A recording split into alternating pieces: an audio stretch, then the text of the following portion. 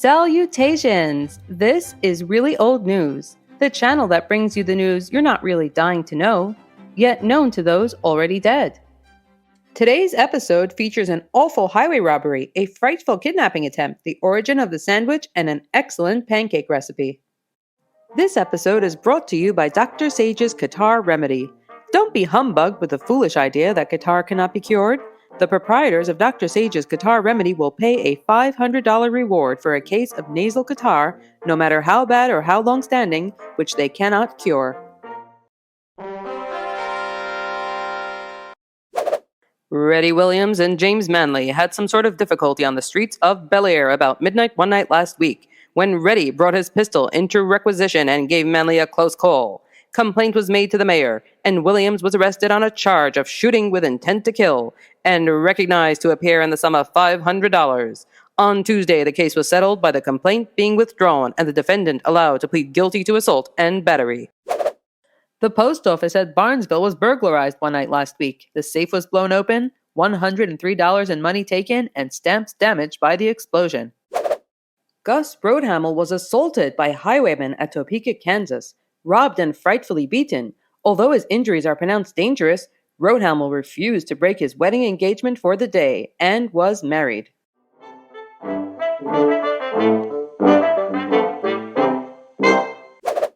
An attempt to abduct the daughter of Reverend J. H. Conkle, pastor of the Second Methodist Episcopal Church, became public today. Last Thursday, George Snyder of Coshocton, Ohio, came to the city and sent word to Mr. Conkle that he was wanted at the hotel.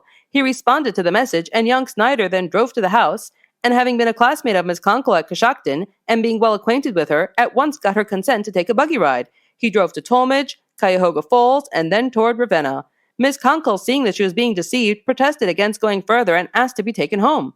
Snyder refused to do this and insisted that she should become his wife. Finally, when in the vicinity of Ravenna, the young lady adroitly outwitted her rascally escort by dropping her muff into the road just as they passed a man standing by the road. When Snyder got out to get the muff, the young lady jumped from the other side of the buggy and called upon the stranger to protect her, which he did, and also conducted her to Ravenna, where she borrowed money to return home on the next train. Clifford Cochran lost a good silver watch on Thursday afternoon of last week while hauling a load of coal from the Northern Depot to Mrs. Zimmerman's residence on Main Street. The finder should return it promptly to Clifford and receive his thanks. Of the millions of travelers who have partaken of the luscious sandwich as they traveled through life and dined at the gorgeous railway lunch counter, few probably know where this hunger-annihilating viand got its unique name. It was not from the islands in the Pacific Ocean, as some suppose, nor from the sand which is found in some of them. The sandwich is the invention of Lord Sandwich, an English aristocrat, who was such an inveterate gambler that he would not leave the gambling table and had waiters place slices of meat between slices of bread, which he devoured during the progress of the games. A $500 reward is offered by the manufacturers of Dr. Sage's Catarrh Remedy for a case of the chronic nasal catarrh which they cannot cure.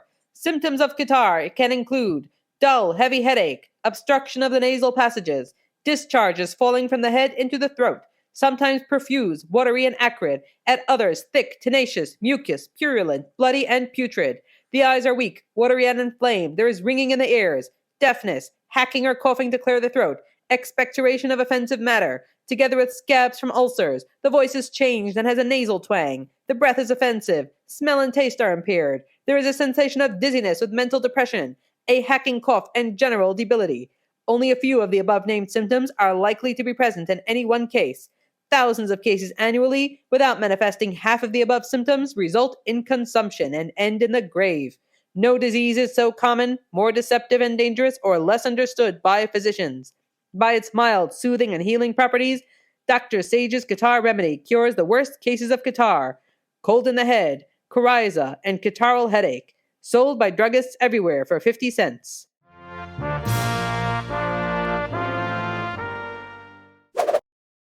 Justice Lamar appeared in a decision by the Supreme Court for the first time the other day. A Chinese man went back to China with a certificate entitling him to return. When he did return, he had lost his certificate but proved his identity. The custom house officers refused to allow him to pass. The court held that he was entitled to pass, having proved his identity.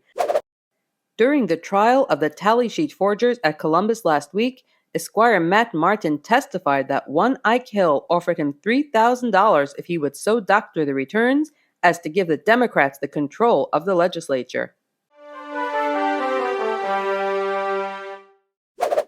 The Crown Prince of Germany is reported dying, and the eminent doctors quarreling about the nature of his ailment. The prince is one of the noblest characters in history, and his death will produce a profound impression throughout the civilized world.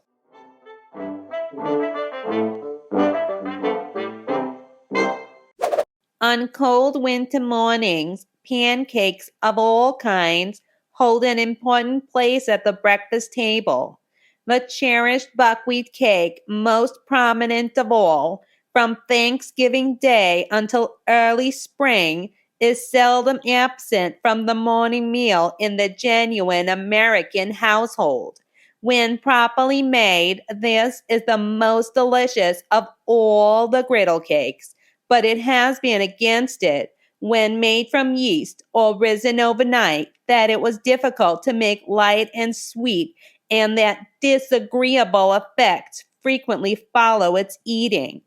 It is found that by the use of royal baking powder to raise the batter, these objections have been entirely overcome. Once tested from the following recipe, no other will be used. 2 cups of buckwheat, 1 cup of wheat flour, 2 tablespoons of royal baking powder, 1/2 teaspoonful of salt, all sifted together. Mix with milk into a thin batter and bake at once on a hot griddle.